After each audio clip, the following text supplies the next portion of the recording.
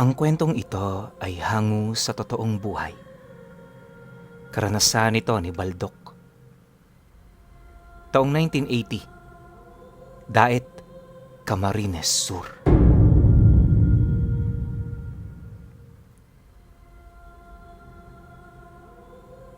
Itong mga panahong ito, may pamilya na itong si Baldock. Nakatira sila noon sa sentro ng baryo at ang malimit nilang ikinakabuhay ay pagtitinda ng mga manok. Sa kabilang ibayo ng kanilang tahanan, naroon ang isang karinderya at tindahan ng tinapay. Malaki ang mga tindahang yon, gawa ng may kaya ang nagmamay-ari sa mga ito. Wala namang problema si Baldock sa mga kaharap niyang negosyo. Kung iisipin, mas pabor pa nga yun sa kanyang mga paninda. Minsan kasi, sa kanya na kumukuha ang may-ari ng karinderya ng mga niluluto nitong mga putahing may manok. Ang kaso lang, habang tumatagal ang kanilang pagkakakilala sa may-ari, may napapansin siyang kakaiba. Maayos naman itong kausap pero napakabigat ng presensya nito. Yung tipong kapag kaharap niya ito, hindi siya nakakahinga ng maluwag. Naliligalig din ang kanyang isipan na parabang may mahika itong iniihip sa kanyang katawan. Dahil sa ganoong pangyayari, dahan-dahan ang nabubuo ang kakaiba niyang hinala ukol dito. Marami na rin siyang napagtanungang may alam sa lihim na karunungan at sa maniwala kayo o hindi, iisa lang ang mga sinasabi nito. At yun ay walang iba, kundi yung negosyanteng palaging bumibili ng manok sa kanya, may alam sa lihim na karunungan ng kaliwa. Noong una, di naman ito gaanong iniisip ni Baldock kasi wala naman talaga siyang alam sa mga ganun. Ang buong akala niya kasi, kapag may alam ka sa lihim na karunungan, hindi ito basta-bastang tatalab nang wala kang nararamdamang galit sa taong gustong-gusto mong saktan. Yon ang akala ni Baldock. Pero lingid sa kanyang kaalaman, hindi sa ganoong paraan umiikot ang batas ng mahika. Sa pagtungtong ng buwan ng Agosto ng taong 1980, nagkaroon ng alitan si Baldock at yung namamahala sa pagluluto sa karinderyang pagmamay-ari nung negosyante.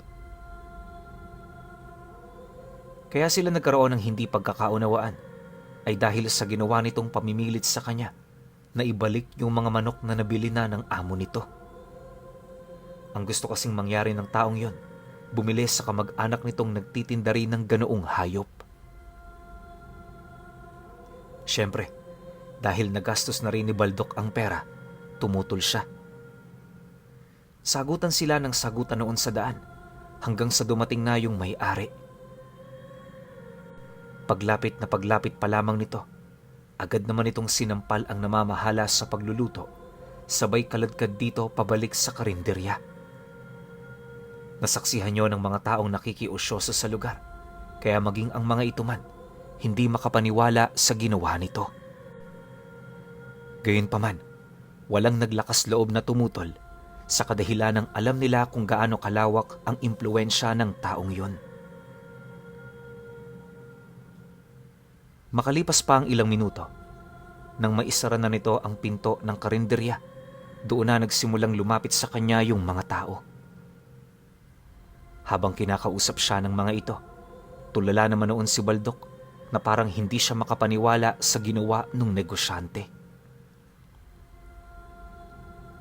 Hindi naglaon, nang medyo bumaba na ang tensyon, minabuti naman niyang pumanhik sa loob ng kanilang tindahan para pag-isipan ang mga nangyaring kaguluhan. Lumipas ang mga araw, hindi na niya pinili pang magpakita sa negosyante.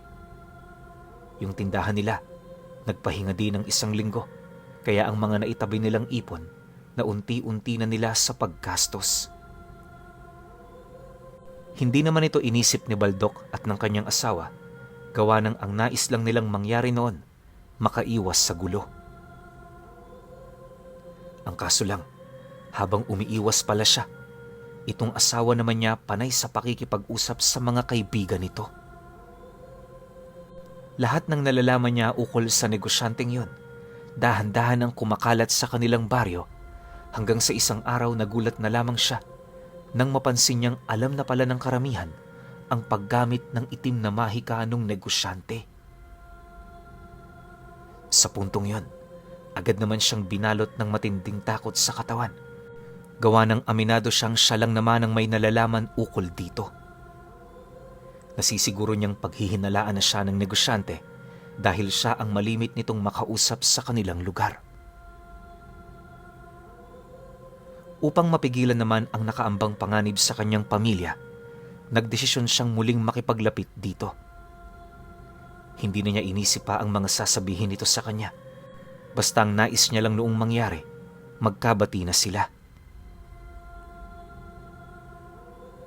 Nang magkaroon na siya noon ng lakas ng loob, matyaga naman niyang inabangan ng negosyante at nung nakita niya itong pumasok sa karinderya, doon na siya sumunod. Pagpasok naman niya sa loob, napansin naman niyang wala na noong kumakain. Magbabandang 5:00 na kasi, kaya matumal na talaga ang mga parokyano roon. Pagsilay naman niya sa buong paligid, nasipat niyang nakaupo sa isang mesa sa dulo ang lalaki at nakatalikod sa kanya. Hindi niya mawari kung ano ang ginagawa nito. Gawa ng hindi naman niya napapansin na gumagalaw ang katawan nito. Paglakad naman niya papalapit, may hinahon naman siyang nagwika roon ng, "Manoy Tomas, naparito ho ko para humingi ng dispensa sa inyo. Hindi na ho kasi makayanan ng konsensya ko na magkagalit tayo. Marami na ho tayong pinagsamahan, kaya sana mapatawad niyo pa rin ho ako. Hindi naman ho ako nagsimula nun eh. Ipinagtanggol ko lang din ang karapatan ko. Alam niyo ho yan, dahil yan din ang sabi ng mga taong naninirahan dito." Pagkalahad naman niya ng mga katagang yon, nanatiling walang imik pa rin ng lalaki. Akala niya may kung ano lang tong pinagkakaabalahan. Pero pagharap niya sa kinaroroonan nito, tumambad sa kanya ang malademonyo nitong pagmumuka na masayang nakatitig sa kanya. Nanlilisik ang mga mapupula nitong mga mata, kalakip ng bunganga nitong hanggang tenga. Naninilaw din ang mga ngipin nito, tapos wala na itong buhok sa ulo. Napansin din niya ang butot balat nitong mga braso na may mahabang daliri at kuko. Dahil sa nakita niyang yon, agad naman siyang natigalpo at nung tumitig sa kanya ang nilalang, doon na niya unti-unting narinig ang malalim nitong paghinga na may kasamang pag-angil. Maya-maya pa, bigla naman siyang sinunggaba ng nilalang, dahilan para mapakaripas siya ng takbo papalabas ng karinderya. Habang lumalapit siya noon sa pinto, napansin naman niyang gumagapang yon sa kisame ng bahay na yon. Nang akmang mahahawakan na din niya ang pintuan, naramdaman niyang gumapos sa kanyang bisig ang dila nito, ngunit madali naman niya itong naiwaglit. Paglabas niya ng pinto, hindi na siya nagdalawang isip pa na bumalik sa pamamahay nila. Upang hindi na lumala ang insidente, hindi na niya ito ipinagsabi. 7 araw at 7 gabing nagsilbi itong bangungot ng kanyang buhay hanggang sa bumalik na sa normal ang kanyang pakiramdam. Gayunpaman sa kabila nito, hindi na nagbago pa ang pananaw ni Baldok kay Tomas. Ayon sa kanya, na magmula nung nangyari ang insidenteng yon, madalas na niya itong nakikitang bumibisita sa panaderya at karinderya. Kada 3:00 din ng hapon, napapansin niyang nakatayo yon sa harapan ng bahay nila, umiikot ang mga mata. Habang tumatagal na nasa ganun siyang kalagayan, marami na siyang paraang ginawa para lamang maalis yung amoy nung laway nito. Ano man kasi ang gawin niyang pagligo at paglinis ng kanyang katawan, hindi yun naaalis. Nakakaubos din siya ng 1 buong sabon sa 1 liguan lang. Pero kapag natuyo na yung kanyang balat, bumabalik ang nakakasukang amoy na nagmumula sa kanyang bisig na nilapatan ng dila ng nilalang. Dagdag pa niya na kahit humigit na sa 1 linggo niya itong naaamoy, hindi niya pa rin ito kayang pakisamahan. Ikaw ba naman? Sa lahat ng oras may naaamoy kang nabubulok na karne ng tao. 10 beses na mas matapang din ito sa amoy ng inuud na daga, kaya hindi niya talaga ito kayang tiisin. Ang mas nakakagulat pa sa lahat, siya lang ang nakakaamoy ng bahong yon. Minsan nga, nagagalit na yung asawa niya dahil sa pagwaldas niya ng sabon tuwing naliligo siya. Di naman ito masisisi ni Baldok, gawa ng malayong-malayo ang kanyang ginagawa sa nakasanayan ng mga ito. Pero sa kabila nun, nagpapasalamat pa rin siya dahil matindi ang pag-uunawa nitong ipinapadama sa kanya. Ang kaso lang, alam ni Baldok na hindi yun magtatagal, kaya sa halip na manatiling tahimik, nagdesisyon siyang muling bumisita sa bahay ng kaibigan niyang antingero. Wala kasi noong manggagamot sa kanila at ayaw naman niyang lumapit sa mga mananawas.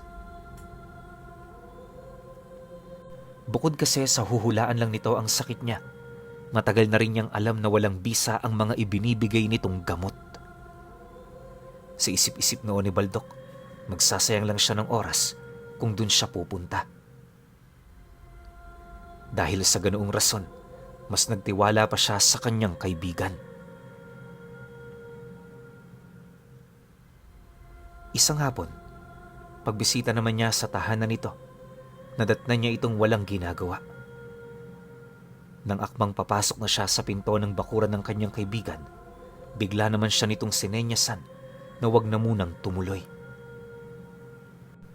Habang mabilis din yung naglalakad papalapit, panay naman ang paghawak nito sa kanyang ilong na parabang may naaamoy talaga itong hindi kaaya-aya. Pagharap naman nilang dalawa, bigla namang nanlaki ang kanyang mga mata nang marinig niyang magwika yun sa kanya ng, Baldok, ano yan? Bakit ganyan ang amoy mo? Matagal na ba yan sa katawan mo? Bakit parang kapit na? Nang marinig naman niya ang sinabi nito, doon na niya nalaman ang ibig sabihin ng kanyang kaibigan. Pagkalahad naman niya rito ng totoo, maging ito man ay hindi maiwasang magulat sa mga nalaman nito. Habang inilalahad niya ang tungkol sa kanyang mga karanasan, nagmamakaawa naman siya doon na huwag itong ipagsasabi kung kani-kanino. Natatakot din kasi noon si Baldok na baka gantihan ni Tomas ang pamilya niyang walang kamalay-malay sa problemang kanyang pinagdadaanan. Sa pagpapatuloy naman ng kanilang pag-uusap, nangako naman ang kaibigan niyang yon, subalit nasisiguro nito na hindi magtatagal susubukan ding biktimahin ng nilalang ang kanyang pamilya. Pagtatapat pa ng antingero sa kanya, aswang yung nakaharap niya. Hindi rin malabong nasa mataas yun na uri, alinsunod sa wangis na inilahad niya rito. Nabanggit din niya sa antingero na yung mga namamahala sa karinderya nito pumanaw na noong nakaraang araw. Hindi gumalat ang balita ukol dito dahil namatay yun sa baryo kung saan ito nakatira. Walang matibay na dahilan kung bakit yun pumanaw, pero ayon sa mga kamag-anak nito, binangungot yun nung gabi bago nila ito madatnang wala ng buhay. Subalit, base sa mga nalaman ng kanyang kaibigan, hindi na yun kumbinsido na ganon ang sinapit ng lalaki. Malakas ang kutob nito. May kinalaman ang amo nito sa kanyang pagkawala. Hindi naman kasi basta-bastang bibisitahin ng batibat ang isang tao kung wala itong sakit na dinaramdam sa espiritual at sa pisikal nitong kalagayan.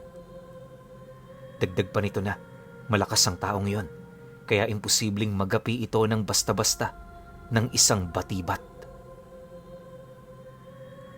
Pagkalahad naman ito ng mga bagay na yon, seryoso naman yung lumapit sa kanya habang nagwiwika ng, Ipapahiram ko na muna to sa'yo. Mag-iingat ka, Baldok. Hindi biro yung kinakaharap mo. Kapag may kailangan ka, bumalik ka lang. Sa abot ng makakaya ko, tutulungan kita. Pagkalahad naman ito ng mga katagang yon, doon niya nakita ang isang tuyong usbong ng kawayan na naninilaw na. Sa unang tingin, inakala niyang pangkaraniwang kawayan lang ang hawak niya, pero nang marinig na niya ang istorya ng antingero, doon na dahan-dahang nagbago ang paningin niya rito. Ang hawak niya kasing uslot ng kawayan noon, isa palang uri ng mutya. Hindi ito kagaya ng mga hiyas ng kawayan, gawa ng tinatawag itong kambal mutya. Di hamak na mas malakas din yon sa mga hiyas, ngunit napakahirap nitong hagilapin. Pagtatapat pa ng antingero na, 2 taon pa lang niyang pagmamay-ari ito dahil sa inabot siya ng 2 dekada bago ito makuha. Yun lang din ang itinuturing nitong kayamanan na pagmamay-ari niya, kaya lubos ang kanyang pag-iingat sa gamit na yon.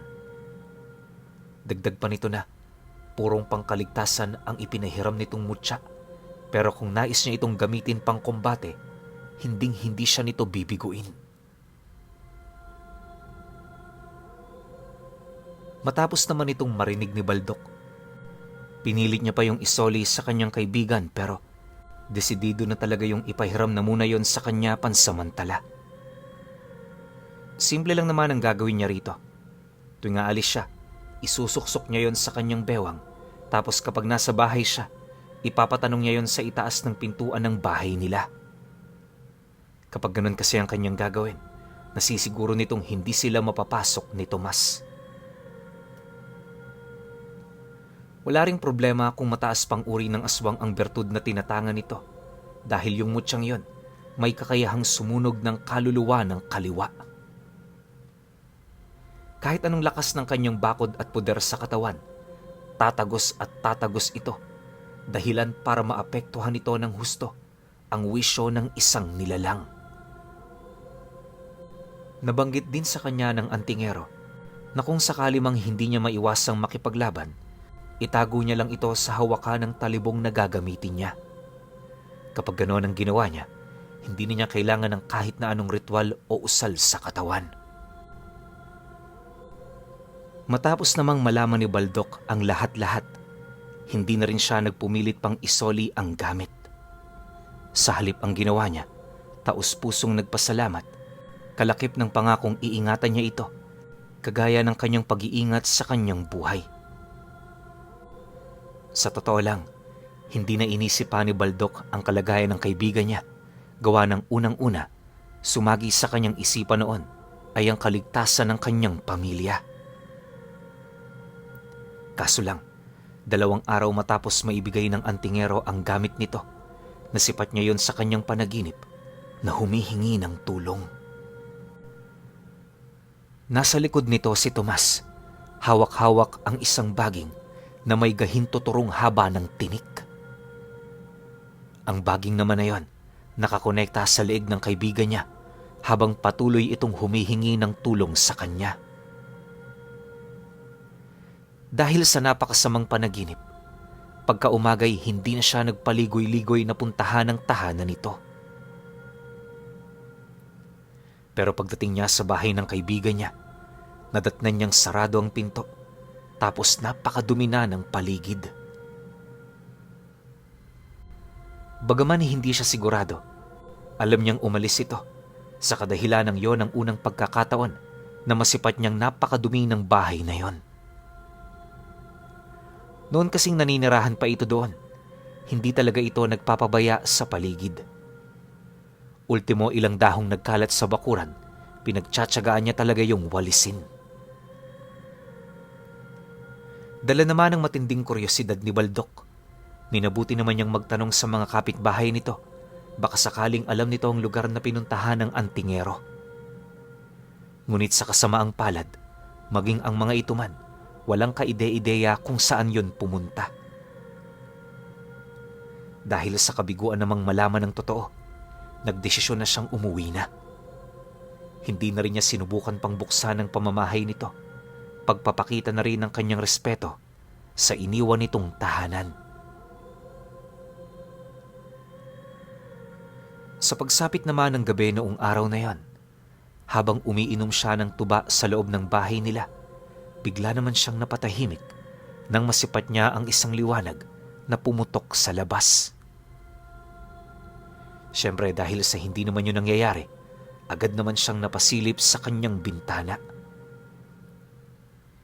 Inakala niya kasing may nasusunog pero pagsilay niya sa harapan ng bahay nila, napansin niya ang mga gaserang nakasindi sa loob ng karinderya. Nakabukas na rin ang pintuan nito at maya-maya pa lumabas si Tomas.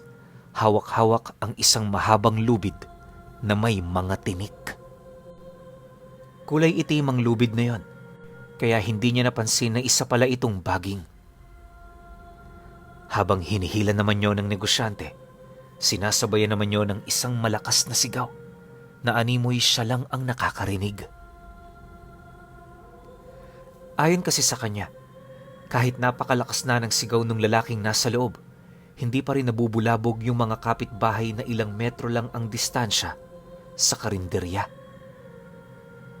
Napansin din niyang hindi ito naririnig ng kanyang pamilya, kaya doon niya naisip na maaaring ganun nga ang nangyari. Makalipas pa ang ilang minuto, dahan-dahan nang nanlaki ang kanyang mga mata nang masipat niya ang isang lalaking hubot-hubad na naglalakad na parang aso. Pagtama ng liwanag sa mukha nito, tumambad sa kanya ang pagmumuka ng kaibigan niya. Walang patid yun sa kakaiyak at sa bawat paggalaw nito lubos siyang nakakaramdam ng matinding sakit buhat sa mga tinik na nakabaon sa kanyang leeg. Wala na rin yung lakas para magpumiglas na para bang tuluyan na nga itong naalipin ni Tomas. Pagsilay naman niya sa pangyayaring yon, ni hindi man lang sumagi sa isip niya na tulungan ito. Aminado siyang hindi siya nagkaroon ng lakas ng loob para tumulong, subalit nung maisip niya ang sakripisyong ibinigay sa kanya ng kaibigan niyang yon, napagtanto niyang kinakailangan niya ring ibuwis ang kanyang buhay para matulungan din ito. Walang sabi-sabi, agad naman niyang hinanap ang 38 baril niya sa silid, sabay karga ng mga bala nito. Kinuha din niya noon ang sundang na palagi niyang pinapatalim upang kapag mawala na siya ng bala, makakalaban pa rin siya. Matapos naman niya itong maihanda, alinsunod sa habilin ng kaibigan niya, inilagay niya ang kanyang baril sa palad niyang kinaroroonan ng uslot ng kawayan.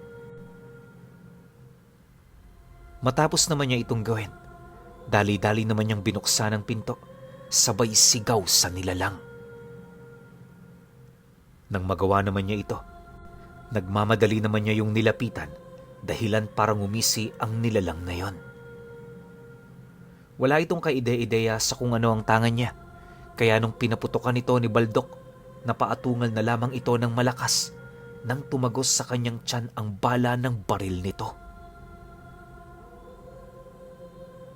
Dahil sa kanyang ginawa, agad naman itong binitawan ng antingero habang mabilis na sumusugod papalapit sa kanya.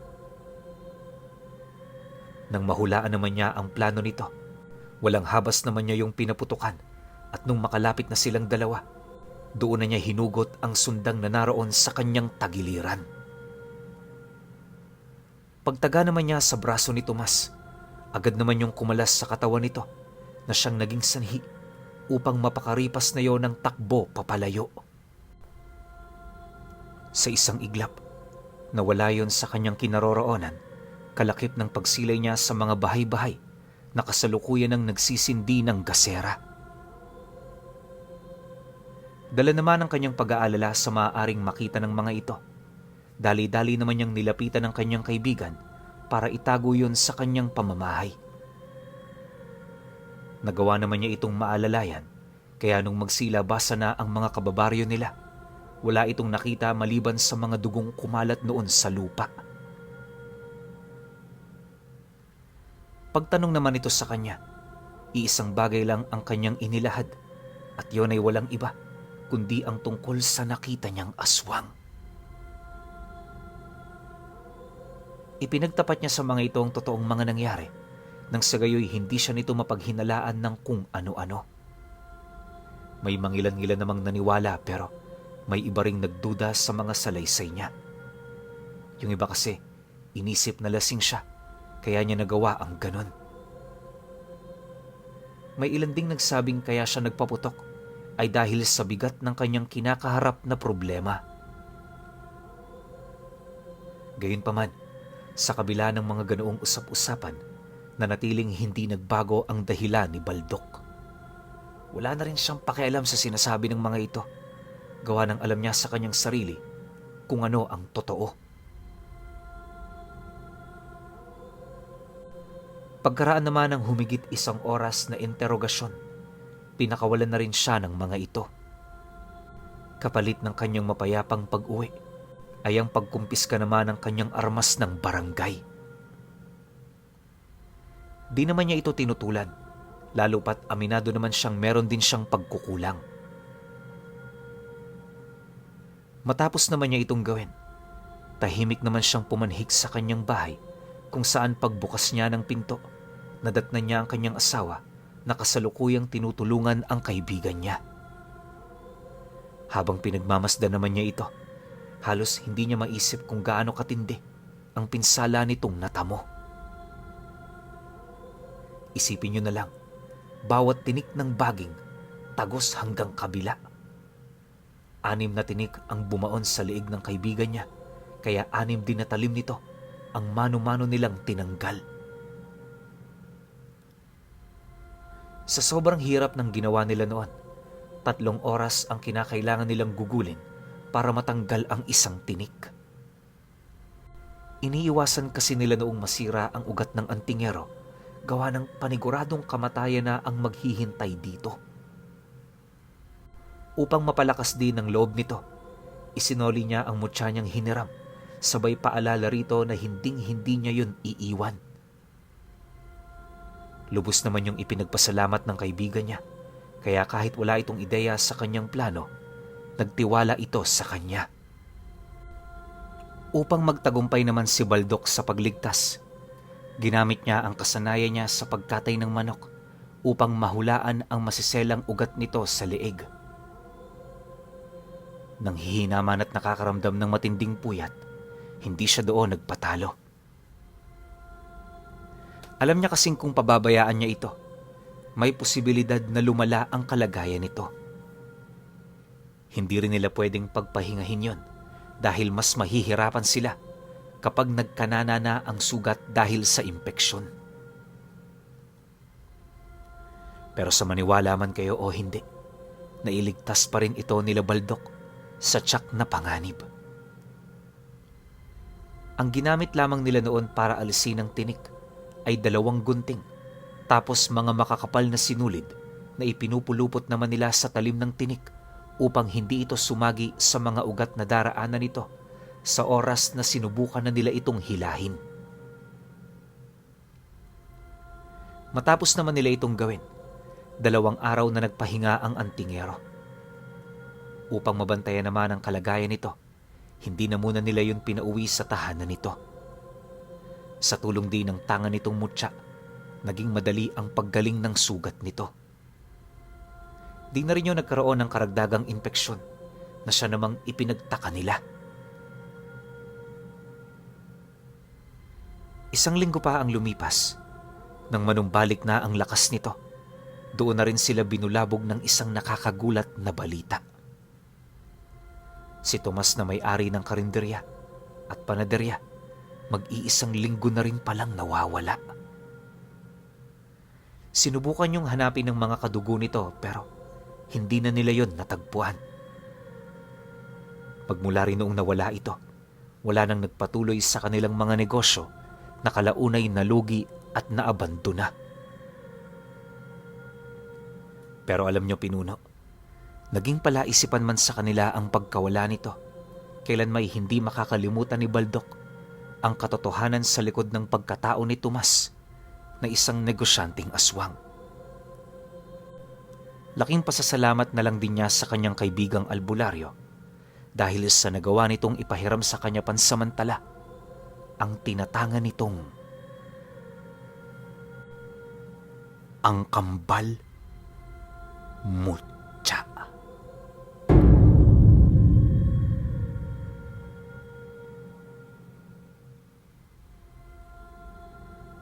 Okay. Opinyon ko sa kwento. Oh, totoo yung sinabi ni Baldok or sinabi ng kaibigan niyang antingero na itong kambal mutya na to sobrang hirap kunin.